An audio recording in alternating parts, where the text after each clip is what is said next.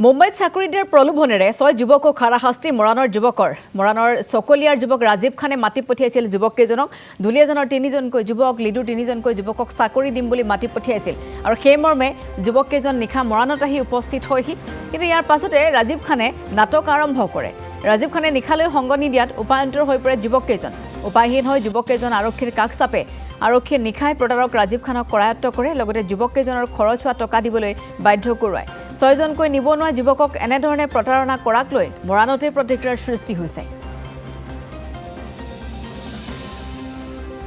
মোৰ নাম আজিমুদ্দিন বৰভূঞা দুলিয়াজান মৰাণত এই কাৰণে আহিলোঁ কাৰণ তেওঁ মোক ক'লে যে মই চাকৰি দিম বুলি ক'লে মৰাণত বুলি মুম্বাইত দিম বুলি ক'লে তেওঁ তাৰপিছত এওঁৰ নামটো আপোনাৰ হৈছে বাবু বুলি জানো বুলি তেওঁ এড্ৰেছ আছে মৰাণ আছে তেওঁ ক'লে যে চবে তোমালোক কেইজন মানুহ বুলি ক'লে দেই তাৰপিছত আমি 6জন আছোঁ বুলি মই ক'লোঁ তাৰপিছত তেওঁ ক'লে ঠিক আছে তোমালোকক মই কাম দিম তোমালোকে মৰাণত আহিছে বুলি ক'লে তাৰপিছত আমি সেইমতে ঠিক আছে বুলি ক'লোঁ তাৰপিছত আমি ক'লোঁ যে আমি কি বিশাখত যাম বুলি ক'লোঁ তো তেওঁ ক'লে ঠিক আছে মই টিকেট চিকেট কাটি দিছোঁ তোমালোকে ডকুমেণ্টছ চব দি দিয়ে বুলি ক'লে আমি ডকুমেণ্টছ দি দিলোঁ সেইমতে তেওঁ ক'লে ঠিক আছে মই যেনেকৈ তোমালোকক বিশ্বাস কৰিছোঁ সেইমতে তোমালোকে মোৰ বিশ্বাস নেভাঙিবা সেইমতে তোমালোকে সময়মতে আহি যোৱা আজি ডেট হ'ল আপোনালোকৰ 10 তাৰিখে যেনেকৈ হ'লেও তোমালোকে মৰাণত আহি পাব লাগিব বুলি কৈছে তেওঁ তো সেইমতে আমি আহি পালোঁ তাৰপিছত তেওঁক ফোন কৰিলোঁ ফোন কৰি তেওঁক আমি সুধিলোঁ তেওঁ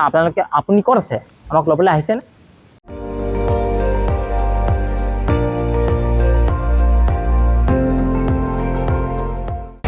আপুনি চাই আছে ND24